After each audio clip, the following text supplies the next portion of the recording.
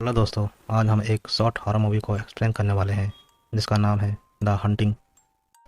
चलिए शुरू करते हैं। मूवी की शुरुआत में एक लड़की को देखते हैं जिसका नाम मौसमी है। वह बहुत ही डरी हुई और सहमी सी लग रही थी। पुलिस वाले उससे पूछताछ कर रहे थे तो उसके रूम पार्टनर के कत्ल की, पर मौसमी का कुछ और ही मानना था। उसके अनुसार कत्ल उसने नहीं, प्रेत आत्माओं ने किया है। पुलिस वालों को लगता है कि मौसमी नाटक कर रही है, इसलिए ऑफिसर सख्ती से पूछती है कत्ल के बारे में। मौसमी की कहानी शुरू होती है 1 साल पहले भुवनेश्वर में। तेज़ बारिश हो रही थी। मौसमी बिस्तर पर लेटी थी, तभी फ़ोन बजता है। मौसमी फ़ोन उठाती है। फ़ोन में एक लड़की मौसमी से बात करती है और दीदी कहकर पुकारती है। उसके पीछे एक लड़की खड़ी थी जो मौसमी को ही देख रही थी। मौसमी गुस्सा हो जाती है और कहती है, ये क्या बकवास है, कौन हो तुम, मैं अभी स्नेहा के दाह संस्कार से आ रही हूँ, और फ़ोन कट कर देती है। मौसमी पीछे मुड़ती है तो वहाँ कोई नहीं था। फिर स्नेहा का फ़ोन आता है। मौसमी फ़ोन उठाती है और गुस्से में कहती है, तुम जो भी हो, मैं पुलिस के पास जाऊंगी। ये सुन, वो लड़की कहती है, तुम अपनी छोटी बहन की आवाज़ भी नहीं पहचानती। मौसमी कहती है, कहाँ से बोल रही हो। फिर बेड से नीचे झाँकती है, वहाँ कोई नहीं था, पर उसके पीछे कोई खड़ा था। वह उठती है और खिड़की बंद करती है। तभी पीछे खिड़की पर कोई थी। वो मौसमी को पुकारती है। पीछे मुड़ती है तो कोई नहीं था। तभी सामने एक लड़की खड़ी थी। मौसमी पास जाती है, जैसे ही उसे छूने वाली थी, फिर रेडियो पर कोई उसका नाम पुकारता है। सामने वो लड़की गायब थी। मौसमी डरते हुए बिस्तर पर जाती है। तभी एक लड़की की आत्मा सामने आकर चीखती है। 1 साल बाद मुंबई में मौसमी और उसकी फ्रेंड प्रकृति एक डीलर के साथ घर देखने आए थे। घर काफ़ी बड़ा और शानदार था। ये घर उन्हें आसानी से रेंट पर मिल गया था, जिसकी वजह यह थी कि घर के मालिक की बेटी ने इसी घर में सुसाइड कर लिया था। प्रकृति बाथरूम जाती है। मौसमी बाहर खड़ी थी कि तभी लाइट बंद हो जाती है और सामने का डोर अपने आप खुल जाता है। मौसमी आगे जाती है, उसके पीछे से कोई गुजरता है। मौसमी डरते हुए कमरे में जाती है और लाइट ऑन करके देखती है। अंदर सिर्फ कपड़े थे। मौसमी निश्चिंत हो जाती है, वहाँ कोई नहीं था। फिर 2 हाथ मौसमी के कंधे पर होते हैं। ये देख वो डर जाती है और पीछे मुड़कर देखती है तो वहाँ कोई नहीं था। लाइट अपने आप फ्लिकर होने लगती है। मौसमी देखती है ऊपर एक प्रेत आत्मा थी। ये देख मौसमी डर जाती है और वहाँ से भागती है। वो कमरे में देखती है, वहाँ पर कोई खड़ा था। वो प्रेत आत्मा मौसमी की तरफ बढ़ने लगती है। मौसमी चीखते हुए पीछे गिरती है। प्रकृति बाहर आती है और मौसमी को संभालती है और उससे कहती है, स्नेहा की मौत को 1 साल हो चुके हैं, अब तुम्हें उसे भूलना होगा। फिर उसके बाद उनके फ्रेंड वहाँ आते हैं और पार्टी करते हैं।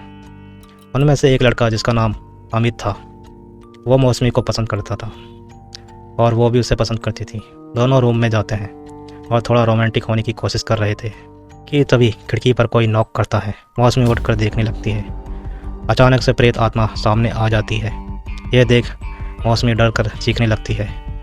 अमित मौसमी को देख के डर जाता है और प्रकृति को बोलता है। प्रकृति अंदर आती है जहाँ मौसमी खिड़की के सामने खड़ी थी और कुछ बड़बड़ा रही थी।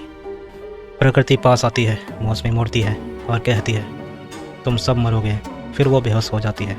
वो बिस्तर पर थी, उसे होश आता है। प्रकृति सामने थी। वो कहती है कि अब तुम्हें स्नेहा को भूलना होगा और आगे बढ़ना होगा। मौसमी कहती है, वहाँ पर सच में कोई था। प्रेजेंट टाइम में ऑफिसर मौसमी से पूछती है, वो प्रेत आत्मा क्या स्नेहा की थी। जिस पर मौसमी कहती है, वो स्नेहा नहीं, कोई और थी। इधर कांस्टेबल कहता है, मरने के बाद आत्माएं दूसरी दुनिया में चली जाती हैं, लेकिन कुछ आत्माएं नहीं जाती और इसी दुनिया में भटकती रहती हैं और मन से कमज़ोर मौसमी जैसी लड़कियों को ढूंढती रहती हैं। फिर मौसमी ऑफिसर से कहती है कि पहले वो आत्मा को महसूस कर सकती थी, लेकिन स्नेहा की मौत के बाद वो उन आत्माओं से जुड़ सी गई। फिर ऑफिसर पूछती है, उस दिन प्रकृति के साथ क्या हुआ। स्टोरी फिर पास्ट में चलती है। मौसमी सोकर उठती है और प्रकृति के पास जाती है। प्रकृति पीछे मुड़ती है और फिर नीचे कूद जाती है। यह देख मौसमी रो रही थी। तभी वहाँ पर प्रेत आत्मा उसके सामने आती है, जिसे देख मौसमी डर से चीखती है। प्रेजेंट टाइम में ऑफिसर मौसमी को कुछ फ़ोटो दिखाती है। वो फ़ोटो को पहचान जाती है। मौसमी कहती है, यही है वो जिसने प्रकृति को मारा। ऑफिसर कहती है, यह लड़की 1 साल पहले ही मर चुकी है। दूसरी ओर कांस्टेबल इंस्पेक्टर से कहते हैं ये 5 स्टेज में होता है। पहली स्टेज में आत्माएं मन से कमज़ोर मौसमी जैसी लड़कियों को ढूंढती हैं, फिर उन्हें पुकारती हैं और मौसमी ने मुड़कर देखा होगा, जिससे आत्माएं मौसमी को कांटेक्ट कर सकती हैं। आत्माएं मौसमी से जुड़ गई हैं। और दूसरी स्टेज में आत्माएं खुद को प्रकट करती हैं उसके सामने। ये हमारे सामने नहीं दिखेंगी, ये सिर्फ उसी को दिखती हैं जिनसे वो जुड़ गई हैं। तीसरी स्टेज है उनका छूना। दूसरी पावर से किसी भी आत्मा ने उसे एक बार छू लिया तो उनका पीछा छूटना मुश्किल है, और जो भी उनके बीच आएगा वो मारा जाएगा। वो आत्माएं मौसमी को कभी नहीं छोड़ेंगी, चाहे वो कहीं भी जाए।